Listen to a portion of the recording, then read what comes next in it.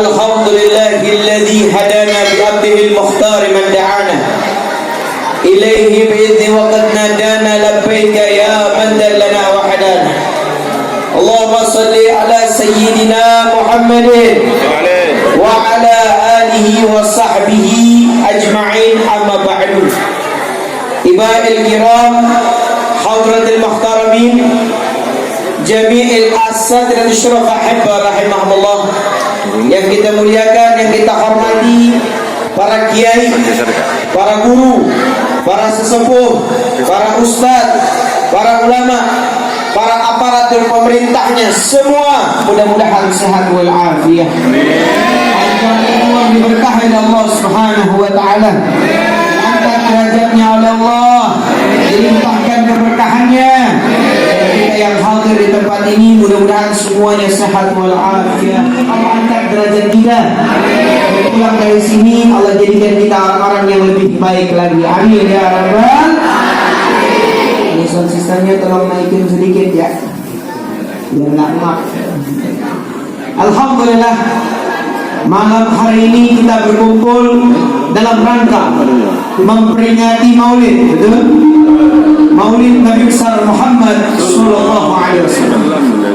Banyak guru-guru kita yang akan menyampaikan nasihatnya tentang Maulidnya Nabi besar Muhammad SAW. Tapi pada malam hari ini izinkan Al-Bagir membahas satu permasalahan yang insya Allah bisa jadi hikmah buat kita yang hadir di tempat ini. Singkat tapi mudah-mudahan jadi pelajaran buat kita. Izinkan saya bertanya kepada antum semua yang hadir pada malam hari ini dengan sebuah pertanyaan, tolong dijawab.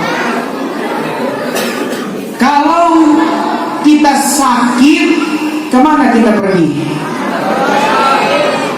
Rumah sakit, dokter.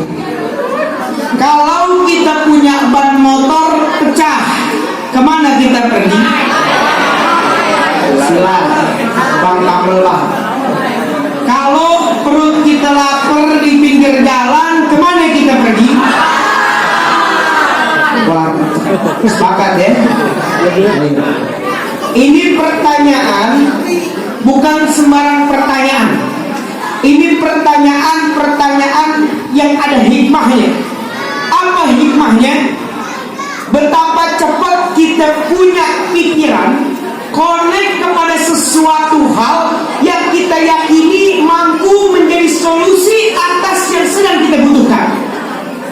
Kita lagi sakit, otak kita langsung connect rumah sakit, dokter. Ban kita bocor, kempes, otak kita connect dengan cepat menjawab tambal ban. Betapa cepatnya kita punya pikiran connect ke arah sana. Apa maknanya? Artinya kalau kita punya masalah dalam kehidupan kita, kita punya beban dalam kehidupan kita, kita belum connect kepada Allah, kita belum kenal Allah sebagaimana kita kenal dokter ketika kita sakit. Kita belum kenal Allah sebagaimana kenal tukang tambal ban kalau baru kita bocor. Kita belum mengenal Allah sebagaimana mengenal warteg ketika perut kita lapar. Padahal Allah lah yang mampu dengan cepat menyelesaikan urusan kita. Betul? Betul? Kalau kita datang ke rumah sakit, ke dokter, gara-gara pikiran kita connect ke arah dokter, sampai di sana dokter tanya, Bapak sakit apa yang dirasa? Betul? Coba datang ke dokter, diam aja, bingung dokternya. Datang ke tukang tambal ban, motor kita rusak, tukang bengkel bakal nanya, rusaknya apanya memang? Itu yang dibenerin. Datang ke warteg juga begitu, mau makan apa? Betul? Tapi kalau kita datang ke Allah, Allah gak pakai tanya masalah kita, Allah gak pakai tanya kondisi kita, karena Dia Maha Tahu. Itulah Allah Subhanahu wa Ta'ala. Cuman kadang kita jarang buat datang ke Allah.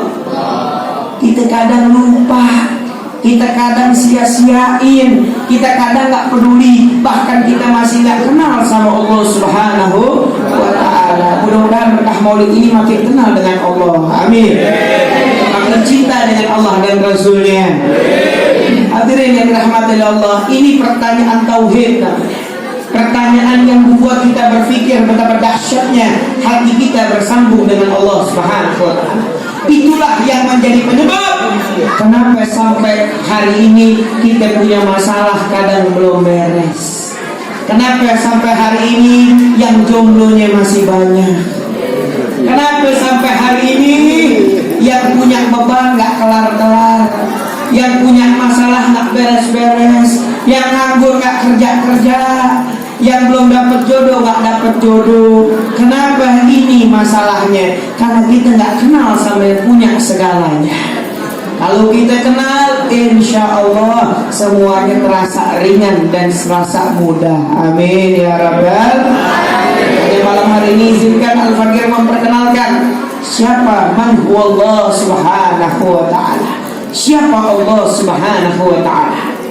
Hadirin yang dirahmati oleh Allah subhanahu wa ta'ala, sebelum saya jelaskan siapa Allah, tadi saya mendengarkan dari MC menyampaikan bahwasanya orang yang menginfakkan hartanya di jalan Allah atau di acara maulid penuh dengan keberkahan, insya Allah Allah berikan keberkahan dalam hartanya. Amin ya Rabbal. Kemudian Allah kasih keberkahan buat yang menyumbangkan menginfakkan hartanya di acara kebaikan. Hadirin yang dirahmati Allah Subhanahu wa taala, kita belajar malam hari ini. Saya tanya sama yang hadir pada malam hari ini, percaya nggak dengan Al-Quran? Beriman nggak dengan Al-Quran? Yakin nggak dengan Al-Quran? Betul? Sepakat? Oke. Saya jelaskan ayat Al-Quran.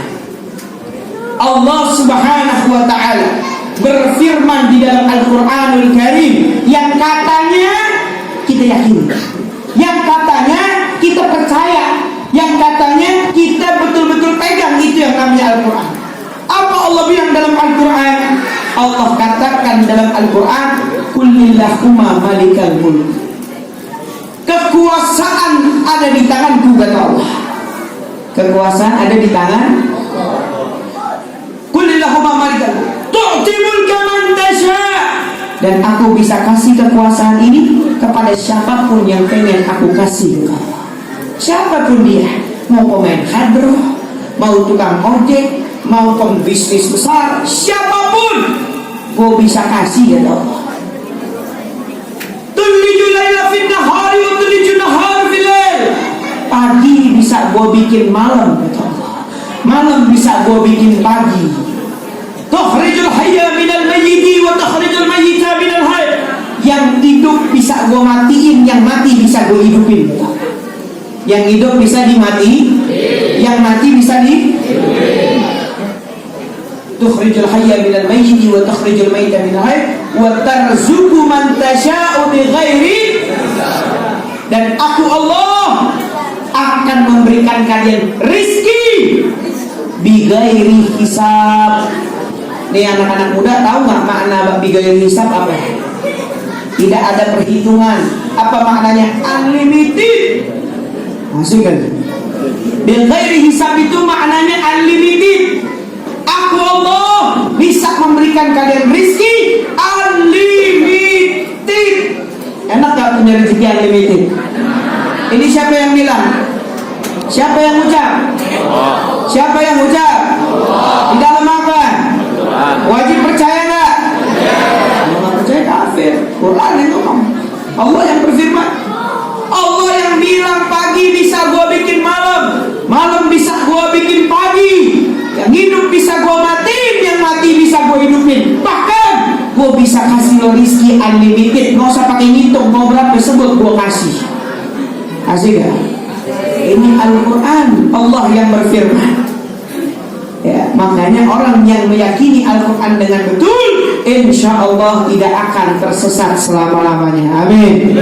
Amin. Cuman kita ini kadang hidupnya otodidak. Tahu otodidak, Bu? Ibu-ibu kalau beli HP di counter HP baru dapat apa, Bu? Dapat kotak, betul? Dalam kotaknya ada apa? Charger, betul? terus ada handphonenya, terus ada headsetnya. Begitu sampai rumah diambil handphonenya, diambil chargernya, dicas handphonenya, namanya handphone baru, betul? Habis itu diapain? Ditutup kotaknya, dimasukin lemari, betul? Padahal tuh pabrik handphone bikin tuh handphone ada yang namanya buku panduan. Tahu buku panduan? Cuman kita nggak pernah baca. Nggak ada orang beli handphone baca panduan, nggak ada. Paham sudah? Paham. Begitu ada masalah handphonenya datang ke counter. Ini gimana? Ini kok sinyalnya nggak keluar ya? Ini gimana? Kok sinyalnya nggak bisa? Ini kok nggak bisa telepon? Ini kok dicas nggak penuh-penuh? Ini begini, begitu, begini. Masalahnya banyak. Apa yang menyebabkan ini handphone masalahnya banyak? Karena kita beli ini handphone, kita pegang ini handphone, tapi kita nggak peduli bagaimana cara menggunakannya dengan baik dan benar. Dan ini Apple handphonenya yang bikin Steve Jobs. Steve Jobs bikin buku panduan buat Apple, nggak mungkin yang di dalamnya isinya Samsung, betul? Dia bikin iPhone, pasti cara pakai iPhone-nya betul. Orang bikin Samsung, isi panduannya cara pakai Samsung yang betul. Allah ciptain kita dikasih di buku panduan, namanya Al-Quran. Baca, nggak bakal ngaco, nggak bakal rusak, nggak bakal pusing, nggak bakal datang ke bengkel. Begitu udah pusing datang ke bengkel, Ustaz bengkelnya, masalahnya banyak Ustaz. Ujung-ujungnya disuruh ngapain Ustaz? Ngaji, buka Quran, tambahin iman. Karena memang semuanya balik lagi ke dalam Al-Quran. Semuanya ada dalam Al-Quran, semuanya ada dalam firman Allah Subhanahu wa ta'ala, petunjuk dalam hidup kita. Cuman kadang kita sama Quran cuek. Mudah-mudahan Allah jaga kita insyaallah. Allah lindungi kita insyaallah. Makanya dulu ada cerita dari Abu Nawas. Tahu Abu Nawas? Ini Abu Nawas tengah hari bolong, di depan rumahnya dia cari cincinnya hilang. Dia cari ngubek, cincinnya hilang, Bu. Hilang cincinnya Abu Nawas. Tetangganya bingung. Ya Abu Nawas dari pagi sampai siang nyari apaan dia. Cari-cari, akhirnya datang tetangganya. Abu Nawas, ente nyari apa? Ane nyari cincin aneh. Ane bantuin deh nyarinya, kesian ente udah lama nyari nggak ketemu. Ya Her, dibantuin nyari apa tetangganya. Sampai berjam-jam tetangganya bingung, kok nggak ketemu juga Abu Nawas? Hilangnya di mana? Hilangnya di dalam rumah. Nah kalau nyari di luar, kata Abu Nawas, kan manusia begitu biasanya. Nyarinya di luar, padahal yang bisa nyelesain ada di dalam rumah. Kerja berangkat pagi, pulang malam, stres nyari duit setengah mampus. Padahal di dalam rumah sejadahnya bisa jadi solusi untuk angkat derajat dia. Dia sibuk kejar setengah mati, akhirnya selesai ujung-ujungnya kalau dia mentok gelar sejadah, selesai urusannya. Betul? Manusia kadang begitu, cari ke sana ke sini, padahal di rumahnya bisa jadi solusi buat dia. Itulah kadang manusia. Makanya berkah maulid malam hari ini, yuk kita balik sama Allah Subhanahu wa ta'ala.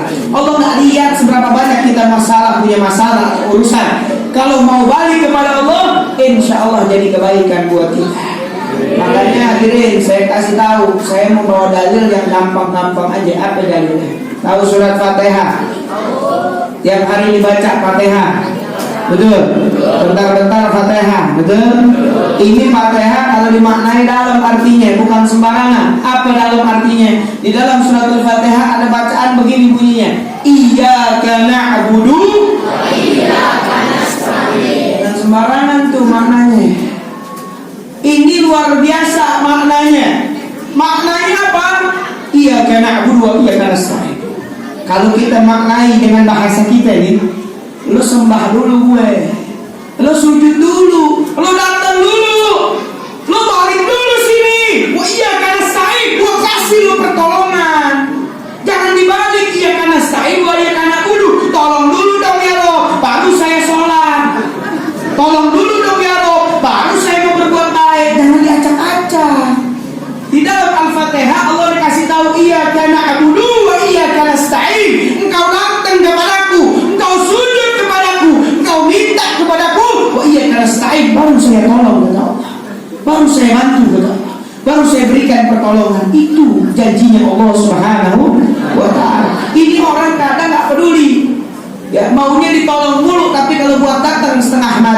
Naudzubillah min. Bahkan yang lebih parah di sini sih nggak ada, insya Allah. Di sini ada. Yang ngomongin di kampung, ya bukan kampung sana. Ya ada orang, ya mudah-mudahan nggak ada di tengah-tengah kita. Sejadahnya nih, kita lihat diri kita aja dah.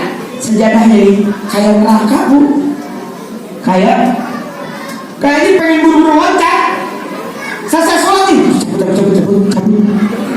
Kenapa? Sejadahnya kayak neraka. Alhamdulillah min. Ada yang bilang ini sejadah tempat sholat lagi hubungan kita dengan Allah. Tapi berapa banyak kita kayak apa? Sejadah kita kayak neraka. Panasnya ya Allah. Kayaknya duduk 5 menit kayak 5 jam. Duduk 10 menit kayak 10 jam. Introspeksi diri dah. Emang benar sejadahnya kayak neraka. Besok sholat bawa air. Guyur sejadahnya.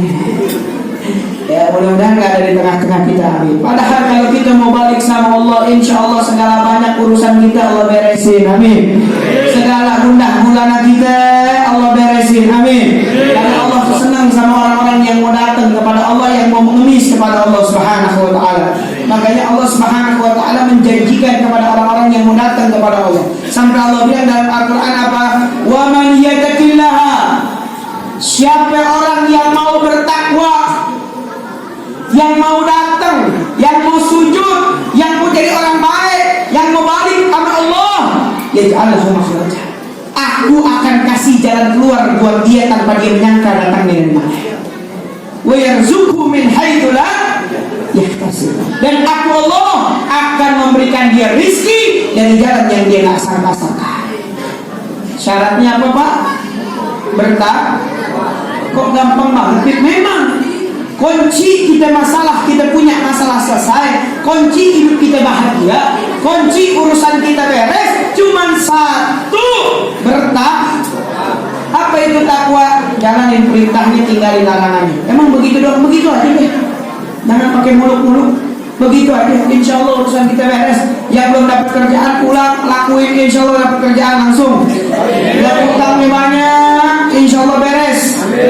Allah selesaikan. Ya, makanya saya tanya sama bapak-bapak, ibu-ibu, ikutin saya semua. Kita ucap kalimat kun. 1, 2, 3. Ulang sekali lagi. 1, 2, 3. Ada 10 jam ucap kun? Ada setengah jam ucap kun? Ada 10 menit ucap kun? Ada 10 detik?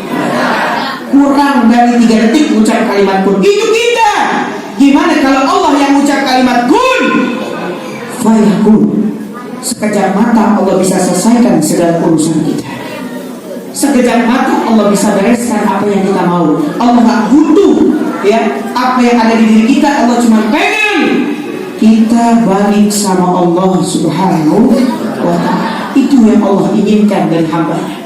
Makanya masalah kita banyak, beban kita banyak, kebutuhan kita banyak. Ingat, jangan ente pikir itu apa, itu kasih sayang Allah. Sebab barangkali kalau diselesaikan ente lupa diri. Barangkali kalau diselesaikan kita jadi jauh dari Allah. Sebab Allah dengar kita doa kalau lagi mentok doang. Allah dengar kita doa kalau utangnya di atas 2 juta. Allah dengar kita doa kalau anak-anak kita dikejar-kejar sama SPP sekolah. Kalau kita punya masalah baru dengar. Makanya Allah nggak mau kita pergi tiap hari dikasih masalah. Siapa yang bikin masalah berarti? Kita. Ya, makanya ibu-ibu bapak-bapak cari sifat Allah yang jahat, kabarin ke saya kalau ada. 99 asmaul husna nggak ada yang jahat satupun. Jadi kalau udah tahu Allah nggak ada yang jahat, kenapa kita bilang kenapa ya Allah? Jangan pakai tanya. Kita lihat diri kita.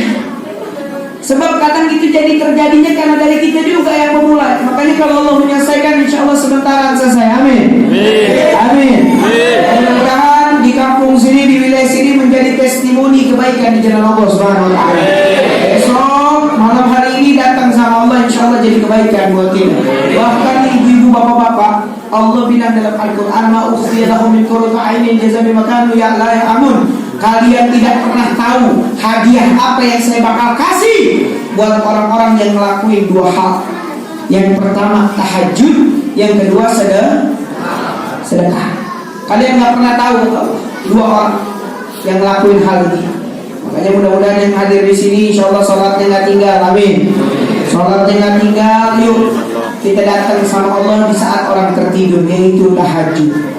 Ya, kira-kira bisa nggak tahajud? Ya ngomong bisa dah, kita tahu dah, susah. Ya tapi nggak apa-apa, minimal sebulan sekali. Kalau mau ditambahin, fa'idid takhir dari tambahin lebih bagus. Tapi jadi tahajud kita adalah tahajud yang terbaik kepada Allah Subhanahu wa Ta'ala. Makanya ibu-ibu, bapak-bapak, saya kasih tahu, yang pengen kita tahajud ini bukan kita, tapi Allah. Saking tahunya Allah di kondisi kita. Apa Allah bilang di dalam Al-Quran? Allah katakan kepada kita nih yang banyak masalah. Allah katakan kepada kita nih yang katanya nyari duit setengah mati. Apa Allah bilang kepada kita? Ya ayyuhal muzammil, yang lagi asik selimutan, kata Allah. Yang tengah malam kayak gak punya masalah, tidurnya nyenyak betul selimutan. Apa kata Allah? Qumil laila illa qalila. Bangun dong malam walaupun sedikit, kata Allah. Bangun malam walaupun sedikit. Kan kau punya masalah, kau kan punya beban, kan kau butuh sesuatu dalam hidupmu. Bangun, kata Allah. Qumil laila illa qalila. Bangun walaupun dikit, kata Allah. Bangun. Qadjitu, aku ini turun di sepertiga malam, kata Allah. Aku datang, malakal hajat. Siapa yang pengen aku kasih hajatnya? Siapa yang lagi sedih? Siapa yang pengen dapat jodoh? Siapa yang pengen masuk universitas yang bagus? Datang, kata Allah. Ud'uni astajib lakum. Minta, aku yang akan kasih, kata Allah Subhanahu wa Ta'ala. Betul? Ini firman Allah dalam Al-Qur'an. Wajib percaya? Nggak percaya kafir. Yang soleh Nabi. Yang benar begitu. Itu berarti ngomong. Kalau nggak percaya kafir. Tapi kalau nggak dikasih gimana? Wallahu la yukhliful. Gua nggak pernah bohong sama janji gua, kata Allah. Tuh, kurang hebat apa gitu punya Tuhan janjinya. Gua nggak pernah bohong, kata Allah. La yukhliful mi'ad. Aku tidak pernah dusta terhadap janjiku. Siapa orang yang mau datang kepada aku, kata Allah, yang mau kembali kepada aku, kata Allah, aku selesaikan sekejap mata apa yang dia inginkan. Cuma mau gak kita datang sama Allah?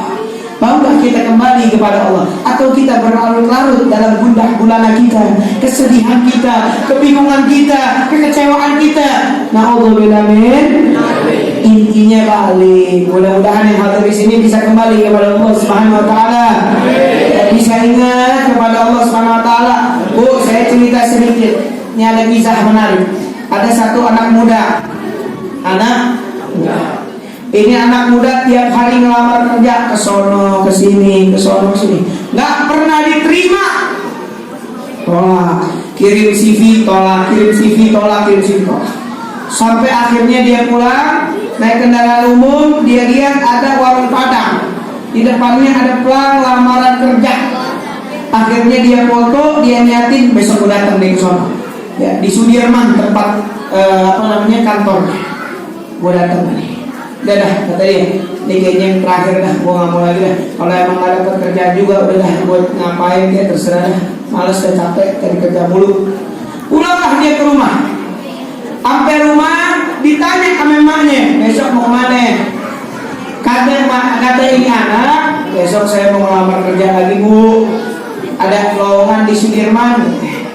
Apa kata ibunya? Nah, lo gak capek? Tiap hari nyari kerja, nggak capek. Gua melihatnya capek. Jalan sono, jalan sini nyari kerja, nggak capek. Apa kata dia anak? Kalau diturutin capek, mah capek.